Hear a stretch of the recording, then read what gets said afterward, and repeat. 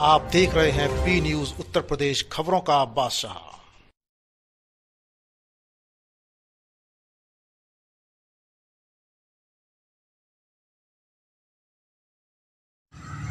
जय श्री राधे।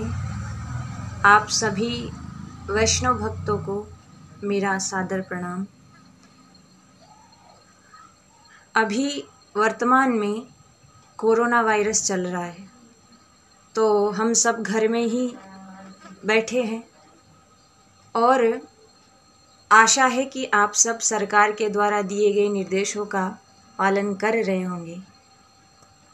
जहां भारतवर्ष में एक तरफ पूरा देश इस कोरोना महामारी से लड़ रहा है, वहीं पर समाज के कुछ दुर्बुद्धि वाले जीव, या ये कहूँ कि राक्षस बुद्धि वाले जीव, जिन्होंने कुछ ऐसे कृत्य किए हैं इस लॉकडाउन के दौरान जिनके बारे में हम सोचते हैं तो हृदय कांप उठता है। अभी पालघर में 2 संतों की और उनके एक ड्राइवर की बड़ी ही निर्दयता के साथ, क्रूरता के साथ उनकी हत्या कर दी गई। और उनकी हत्या को कुछ ज़्यादा दिन नहीं हुए थे कि कुछ दिन बाद ही बुलंदशहर में फिर से 2 संतों की हत्या कर दी गई। और ये सब कृत्य उस भारत देश में हो रहे हैं, उस धरती पे हो रहे हैं जहाँ की नींव ही संत है।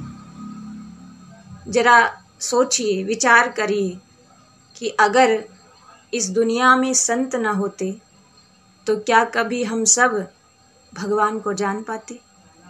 क्या हम सब भगवान की कथाओं को सुन पाते? क्योंकि हमारे सनातन धर्म में जितने भी वेद, शास्त्र, पुराण, जिनकी भी रचना हुई है, वो सब संतों ने ही तो की है। संतों की कृपा से ही हम सब निर्भय होकर के जीवन यापन कर पाते हैं। किंतु और हमारे श्री ठाकुर जी भी कहते हैं, साधो हृदयम मह्यम, साधु मेरा हृदय है। और हमने अनेक शास्त्रों में, पुराणों में भी पढ़ा है कि भगवान जब जब अधर्म बढ़ता है तो भगवान राक्षसों का संहार करने के लिए, अधर्म को मिटाकर धर्म की स्थापना के लिए, गौ ब्राह्मण संतों की रक्षा के लिए भगवान अवतार लेते हैं। किंतु उसी भारतवर्ष में ऐसे कृत्य किए जा रहे हैं जिनके बारे में सोचना भी एक तरह से पाप ही है। और संतों की हत्या इस तरह से की गई जैसे हम, ऐसी हत्या तो हम पशुओं के साथ भी नहीं करते। ऐसा कृत्य उनके साथ किया गया, बड़ी क्रूरता के साथ उनकी हत्या कर दी गई। हमारे सनातन धर्म में भगवान के बारे में बताया जाता है, श्रीमद् भागवत जी में भी बताया गया है कि भगवान जब अवतार लेते हैं और सृष्टि का जब सृजन करते हैं, तो सृजन में भगवान का जो प्रथम अवतार था वो भी सनकादि ऋषियों का था। यानी हमारा ब्रह्म भी जब अवतार लेता है तो वो सबसे पहले संतों का रूप धारण करता है, ताकि उन संतों की छत्र छाया में रहकर हम सब अपना जीवन यापन कर सके और हम भगवान के भजन को कर सकें, अच्छे मार्ग पर चल सके, धर्म को पहचान सके।